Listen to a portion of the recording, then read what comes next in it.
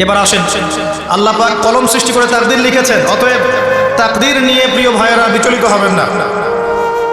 আপনার তাকদীরে যা আছে আপনি পাবেন, যা নাই কোশ্চেন কেন পাবেন না, ফুল স্টপ। আপনার তাকদীরে যা আছে আপনি পাবেন, না পেয়ে আপনি দুনিয়া থেকে যাবেন না, ফুল স্টপ। আর আপনার তাকদীরে যা নাই সারা দুনিয়ার মানুষ মিলে আপনাকে দিতে পারবেন না। এই চিন্তাটা আগে মাথার মধ্যে সেট করেন। এই চিন্তা যার মধ্যে ইনস্টল করা আছে সে আত্মহত্যা করে না কখনো, সে হতাশ হয় না কখনো, সে ভয় পায় না, আল্লাহর পথে চলতে গিয়ে পিছু পা হয় না, সে জালেমের সামনে মাথা নত করে না। যার মাথায় এই চিন্তা আছে যে আল্লাহ যা লিখেছেন এটা হবে, যা লিখেন নাই সারা দুনিয়ার মানুষ মিলে সেটা হবে, সিম্পল। এর মধ্যে আল্লাহ পাক পরীক্ষায় ফেলবেন, ওই বিষয়টা ডিফারেন্ট। আমি অবশ্যই তোমাদেরকে পরীক্ষা করব ভয় দিয়ে, ক্ষুধা দিয়ে, সন্তানের কি ইন্তেকাল দিয়ে, ফসলের ক্ষতি দিয়ে, সম্পদের ক্ষতি দিয়ে আমি পরীক্ষা করব। কিন্তু যারা সবর করবে এবং যারা এই কনসেপ্ট রাখবে ইন্না লিল্লাহি ওয়া ইন্না ইলাইহি রাজিউন, এদেরকে আল্লাহ পাক প্রশংসা করেছেন, ইনশাআল্লাহ এরা সফল হবে। আল্লাহ পাক তাকদীর লিখে ফেলেছেন, তাকদীর নিয়ে টেনশন করবেন না, রিজিক নিয়ে টেনশন করবেন না। এখনকার যুব সমাজের সবচেয়ে বড় টেনশন রিজিক।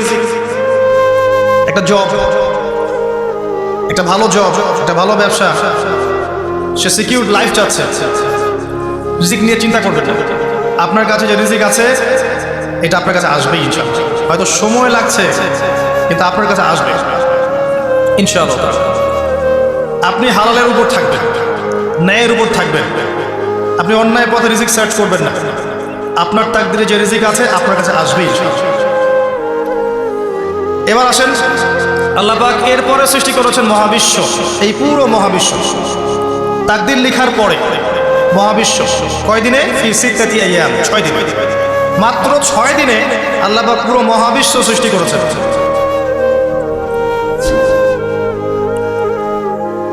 হুয়াল্লাযী খালাকাস সামাওয়াতি ওয়াল আরদা ফি সিত্তাতি আইয়াম সুম্মা ইস্তাওয়া আলাল আরশ। সূরা হাদীদের মধ্যে এটা আছে। তিনি সেই আল্লাহ যিনি এই মহাবিশ্ব সৃষ্টি করেছেন 6 দিনে, এরপরে আরশের উপর সমাসীন হয়েছে। আল্লাহ পাক এর একদিন আমাদের একদিনের মতো নয়, বরং কিয়ামতের মাঠে যেদিন আমরা দাঁড়িয়ে থাকব এই দিনটা হবে আল্লাহর হিসেবে 50,000 বছরের সমান। মানুষ অস্থির হয়ে থাকবে, বিচার শুরু হচ্ছে না কেন। অপেক্ষা করা কাজটা খুব যন্ত্রণাদায়ক, তাই না? কারো জন্য অপেক্ষা করা, অপেক্ষা করে আছেন, 1 ঘন্টা পর আসবে, এলো না, আপনি অস্থির হবেন। 2 ঘন্টা পরে এলো না, 10 ঘন্টা পরে এলো না, আপনি অস্থির হবেন, পাইচারি করবেন, বই পড়বেন, নাস্তা খাবেন, হাঁটাহাঁটি করবেন, আপনি ব্যাকুল হয়ে যাবেন। অপেক্ষা করা একটা ডিফিকাল্ট কাজ। কিয়ামতের মাঠে মানুষ 50,000 বছর অপেক্ষা করবে, বিচার শুরু হচ্ছে না কি জন্যে। সবাই গিয়ে ধন্না দিবে, প্রথমে আদম আলাইহিস সালাম, তারপরে নূহ আলাইহিস সালাম, ইব্রাহিম, মূসা, ঈসা আলাইহিমুস সালাম। আল্লাহর কাছে একটু সুপারিশ করেন, বিচার যেন শুরু হয় অ্যাটলিস্ট। কেউ কিচ্ছু করতে পারবে না, কারণ সবাই বলবে ইয়া নাফসি, ইয়া নাফসি। দূর থেকে একজনের আওয়াজ আসবে যিনি ইয়া নাফসি বলছেন না, যিনি বলছেন ইয়া উম্মতি, ইয়া উম্মতি। সবাই তার কাছে যাবে এবং তিনি আমাদের নবী মুহাম্মদুর রাসূলুল্লাহ সাল্লাল্লাহু আলাইহি ওয়াসাল্লাম সিজদায় পড়ে যাবেন এবং তার উম্মার জন্য সুপারিশ করবেন। উম্মার কবিরা গুনাহগার ব্যক্তিদেরকে সুপারিশ করে তিনি জান্নাতে নিয়ে যাবেন ইনশাআল্লাহ। আল্লাহ তাকে ওয়াদা করেছেন, হে নবী, তোমার উম্মতের কোনো ব্যক্তি যদি শিরক না করে আমার সামনে উপস্থিত হয় আমি তাকে মাফ করে দেব ইনশাআল্লাহ।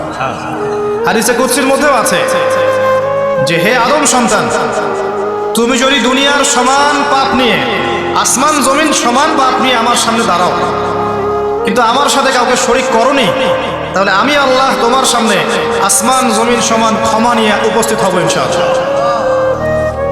শোনেন, 1000-999 জন মানুষ জাহান্নামে যাবে, প্রতি 1000-999 জন মানুষ জাহান্নামে যাবে। সহিহ বুখারীর হাদিস 4 বার এসেছে। এখানে ইকুয়েশনটা এমন না যে ম্যাথামেটিক্যালি ক্যালকুলেট করতে হবে, এমন নয়। এটা দিয়ে আধিক্য বোঝানো হচ্ছে। বেশিরভাগ বেশিরভাগই জাহান্নামে যাবে। এই কথা আল্লাহ পাক কিন্তু সূরা আরাফের মধ্যেও বলেছেন 179 নম্বর আয়াতে, ওয়ালাকাদ যারানা লিজাহান্নামা কাসীরাম মিনাল জিন্নি ওয়াল ইনস। একই বিষয়, কোরআন হাদিস পরস্পর মিলে যায়।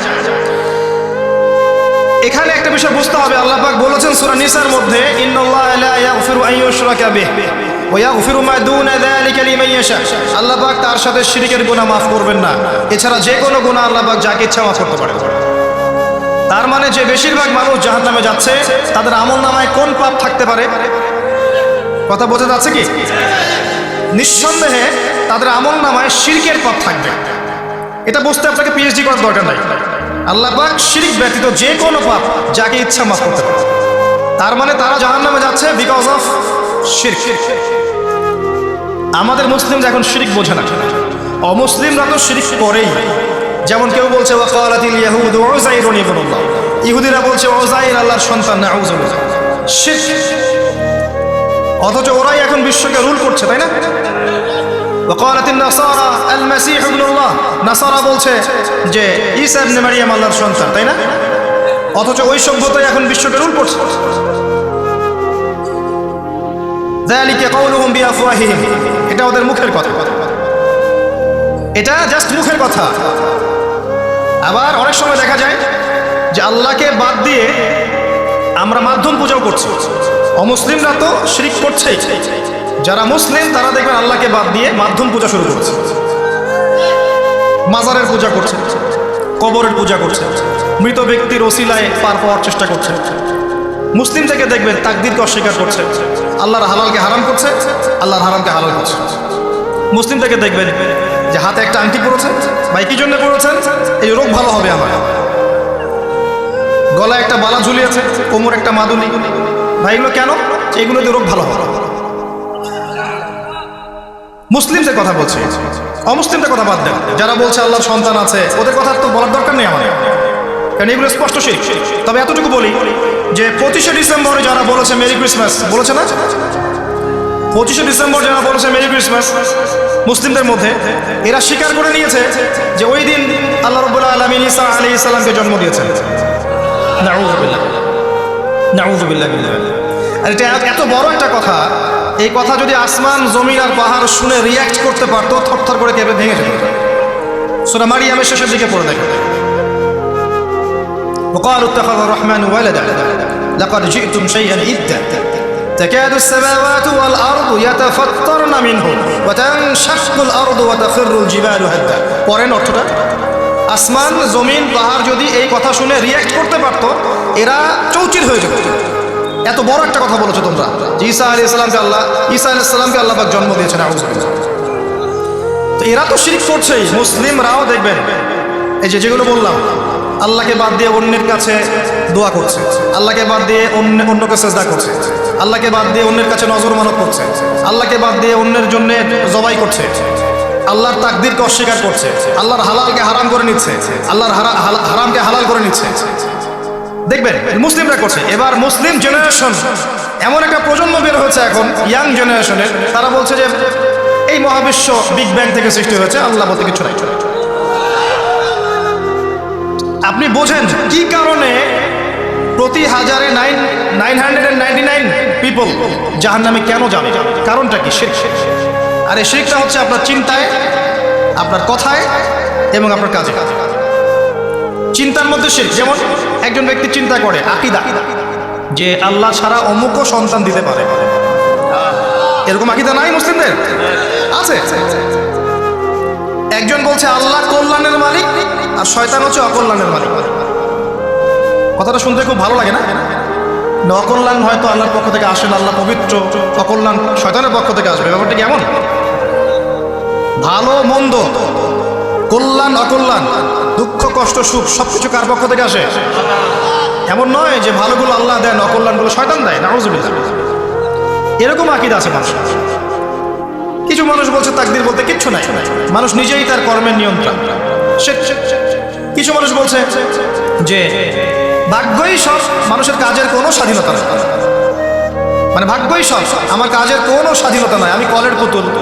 চুরি করেছো কেন? আল্লাহ তাকদীরে লিখেছে তাই। সুদ খাও কেন? ঘুষ খাও কেন? রিলিফের মাল মেরে খাও কেন? আল্লাহ তাকদীরে লিখেছে তাই। এরকমও কিছু মানুষ আছে। প্রত্যেক পদে পদে আপনি শিরক পাবেন। আপনি আল্লাহকে ছাড়া সেজদা দেখতে পারবেন, আল্লাহকে ছাড়া মানুষ নজর করছে, মানত করছে, কসম করছে, কুরবানি করছে, সেজদা করছে, দোয়া করছে এবং ওসিলা পূজা করছে যে আল্লাহ বাদ দিয়ে অমুকে আমাকে পরকালে পার করিয়ে দিবে। নাউজুবিল্লাহ বলছেন ঠিকই, কিন্তু আমাদের দেশের বহু মানুষের আকীদা এমন যে আমাকে পরকালে পার করায় দেওয়ার লোক আছে, সমস্যা নাই। শোনেন, পরকালের প্রতিটা সুপারিশ আল্লাহর ইখতিয়ারে। একজন শহীদ, আল্লাহর পথের শহীদ, তিনি কিন্তু সুপারিশ করবেন, কিন্তু তিনি নিজের ক্ষমতায় করবেন না আল্লাহর ক্ষমতায় করবেন। আলেম, হাফেজ, আল্লাহর পথের যারা মুজাদ্দিদ ছিলেন, আল্লাহওয়ালা আউলিয়া মানুষ, নবীগণ, সিদ্দিকগণ, সুহাদা সুপারিশ করবেন নিজেদের ক্ষমতায় না আল্লাহর ক্ষমতায়। আকীদা স্পষ্ট না থাকলে তখন আমল করতে গিয়ে শিরক হয়ে যাবে। আর শিরক হলেই কি হবে? ওই যে বললাম, প্রতি হাজারে 999 জন মানুষ জাহান্নামে যাবে।